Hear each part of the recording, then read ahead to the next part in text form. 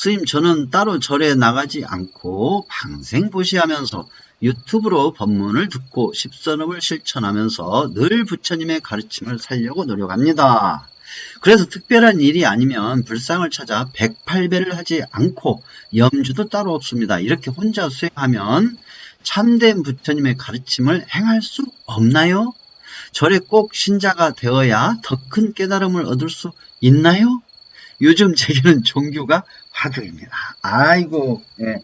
그래요. 이 화두도 굉장히 중요한 화두예요. 예, 이 화두는 이 시대의 화두라고 볼 수가 있죠. 왜 그러냐면 현대 사회는 과거에 사찰 불교 시대가 아니에요. 인터넷이라는 것이 만들어져 가지고 전 세계의 울타리가 없어져 버렸죠. 예, 거기다가 경전 또한 옛날에는 한계가 있어요. 스님들 중심으로, 스님들 중심으로, 사찰 중심으로 경전이 있었어요. 뿐만 아니라 법문 또한 사찰 중심으로 법문이 이루어졌죠. 즉 절에 가서 불공 드리고 법회하고 이제 스님께서 법상에 이제 거하셔가지고 법문을 하셨죠. 사자우를 했죠. 그렇게 해서 이제 그리고 또 절에 가서 생활을 하시면서 스님들께 가르침을 배우기도 했고 그런 식으로 해왔기 때문에 과거에는 절에 가서 법회를 보고 또 스님과 접촉을 자주 하면서 법문을 들을 수가 있었고 내 삶의 화두를 스님께 여쭤봐갖고 배워갈 수가 있었어요. 그런데 지금은 인쇄 기술이 발달되고 출판사도 어마어마하게 많아져가지고 경전, 책으로 된 경전도 수를 헤아릴 수 없이 많이 다양하게 다방면으로 만들어지고 있고 또 인터넷이 발달돼가지고 이 부처님의 경전, 불교의 경전이 인터넷으로 정보가 다 개방이 돼 있고 또 법문도 스님들의 법문, 불교 학자들의 법문, 또 법사분들, 이제 거사분들까지 유마거사 마냥 유마경에 나오는 유마거사 마냥 거사분들까지도 유튜브나 네이버나 블로그나 그런 것으로 해서 SNS상으로 많이 나와요. 그러면은 권영수님처럼 그렇게 불교 공부를 하고 그렇게 실천하는 것이 매우 현대적인 흐름을 타는 거예요. 매우 현대적인 흐름. 이제는 시대의 흐름이 그렇게 변했어요. 그냥 단지 그렇게 변했을 뿐이니까 걱정하지 않으셔도 돼요. 그리고 108배라는 것은 108배라는 것은 중국 불교, 한국 불교에서 주로 했는데 특히 한국 불교에서 108배를 많이 권장을 하죠. 티베트 불교는 이제 순례 오체 투지가 흐름을 타고 있고, 즉 본인이 사는 집에서 성지까지 달라이라마가 있는 궁까지 불교의 성지 궁이죠. 거기는 궁까지 성지로 오체투지를 하지 않습니까? 성지순례로 그런 기도를 하죠. 근데 108배, 1000배, 3000배, 10,000배 그런 식으로 하는 것은 그거는 하나의 자기 신행의 표현이에요. 그 의무가 아니고 꼭 해야 된다는 수행 방법이 아니에요. 기도 방법도 아니고 어떠한 그 사회의 문화적으로 불교 문화적으로 발달한 방식이기 때문에 선택이죠. 선택 상향.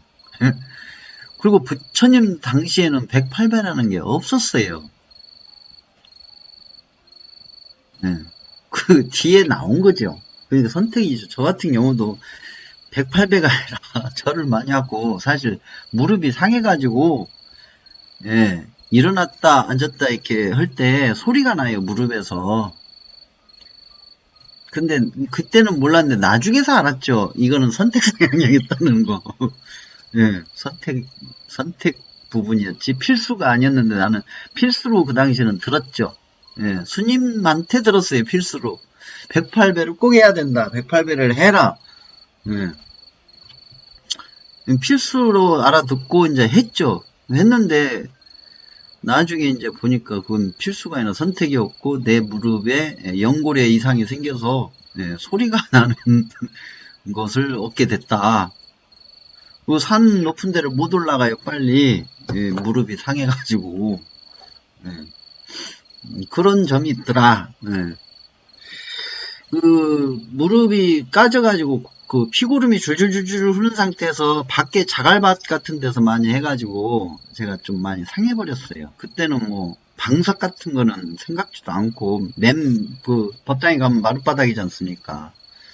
그런 데서 막 한여름에 성지 순례식으로 이렇게 절을 하고 다녔죠. 그러다 보니 그때 많이 상해버렸죠. 아무튼 그런 게 있어요. 그러니까 그런 식으로 이제는 시대가 바뀌었다 이거죠. 시대의 흐름이. 그러니까 권영수이 지금 하는 것은 매우 현대적인 이 시대에 맞는 신행생활이고 불자의 생활이다. 그렇게 공부하시면 돼요. 온라인 세계, 이제는 시대가 바뀌어버렸잖아요. 온라인 세계 속에 부처님이 계셔요. 부처님의 말씀이 있고. 그 온라인 세계 속에 또 얼마나 가지각색이에요. 법문 들어보면 가지각색이잖아요.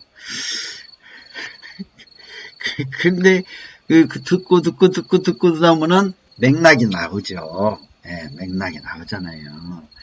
이제 학문적으로 공부를 많이 한 학승 스님께서 법문해 주신 거 듣고 어떤 선불교 쪽으로 또 수행정지를 많이 하신 스님의 말도 듣고 연불 쪽으로 많이 하신 스님들의 말도 듣고 또 불교 역사학적으로 또 학문적으로 하신 불교 학자분들의 법문도 듣고 그렇게 하다 보면 맥락이 탁 나올 거 아닙니까? 그리고 불교 역사를 큰 맥락을 항상 놓치면 안 된다. 객관적으로 봐야 된다 이거죠.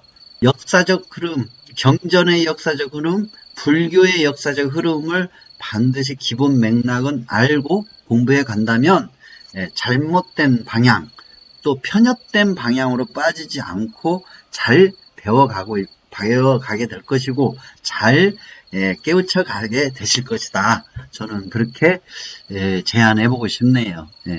그리고 불자라는 단어는 자격증이 있는 단어가 아니에요. 부처님께서 가르쳐 준 거를 믿고 또 그걸 배우고 그걸 따라서 실천하고 그게 불자예요. 그리고 스님들도 자격증 있는 것이 아니에요. 원래는 지금 다 스님들은 자격증 가지고 있잖아요. 저도 가지고 있어요. 있기는 스님 승려증이 있어요. 근데 그거는 어떤 승단의 단체에서 인정해주는 증일 뿐이지 부처님의 가르침을 배우는 가르침에 따라서 실천하고 수행하고 배우는 불자 수행자에서의 개념으로 보면 누구나 다 스님이 될 수 있는 거예요. 수행자가 될 수 있어요. 누구나 다. 그러기 때문에 우리 권영수님께서 지금 하는 공부 방법은 나쁜 거 아니에요. 저는 제가 그랬잖아요. 제가 그럼 스님은 왜 스님이 됐어요? 그냥 일반 거사로서 공부하시면 되잖아요. 그런 질문 하신 분이 있었어요. 근데 저는 석가모니 부처님 워낙 감사해가지고 석가모니 부처님께 너무나 고맙고 감사해서 스님이 된 거예요. 나에게 괴로움을 벗어나게 해주는 자유를 얻게 해주는 지혜를 주셨기 때문에 가르침을 주셨기 때문에 너무너무 그 은혜가 감사한 거예요. 그 부처님의 은혜에 감사해가지고 스님이 된 거예요. 저는 너무너무 감사해서 우리 석가모니 부처님이 출연하셔서 이렇게 알려주고 가셨기 때문에 어쨌든 짬뽕된 경전이든 짬뽕된 법문이든 왜곡된 경전이든 무엇이든 간에 어쨌든 그 덕분에 이렇게 여기까지 2600년이라는 긴 시간 동안 오면서 나한테까지 그게 전해져서 부처님의 설법의 메아리가 전해져서 나에게 자유를 주셨고 행복을 주셨으니 얼마나 감사해요. 너무너무 고맙고 감사해서 머리를 깎은 거예요. 예, 그렇답니다. 제가 여러분들한테 초기에 그런 얘기 했죠. 저는, 전 세계에 저의 암자가 있다. 전 세계에 나의 도량이 있다. 전 세계에 나의 수행처가 있다. 네, 내가 가는 곳이 곧 수행처고 내가 앉아있는 곳이 곧 수행처다. 도량이다. 그런 얘기를 한 적이 있었거든요. 네, 그 초기에, 예, 유튜브 초기에 저기 그 고산천 그 정자, 예, 산 위에 정상에 있는 정자에 가가지고 실방으로 오면서 아마 그때 제가 얘기를 했을 거예요. 그 정자는 국가기관에서, 정부 기관에서 예, 만든 정자예요. 그냥 이 고산면 주민들이 공동 사용할 수 있는 정자, 산 정상에 있는 정자. 근데 거기는 산이 경사가 가파르고 올라가는데 목이 있고 그러니까 예, 사람들이 잘 안 올라가요. 저만 올라가요. 제가 이제 이따가면씩 올라가죠. 올라가가지고 사람이 안 오니까 아침에 이제 한 9시 반쯤 가가지고 도시락 싸고 가가지고 10시에 거기서 사시예보를 했었어요. 거기서 이제 불감 가지고 가가지고 불감. 네, 불감 딱 그 정자에 놓고 네, 부처님 모셔놓고 사시예보를 거기서 했어요.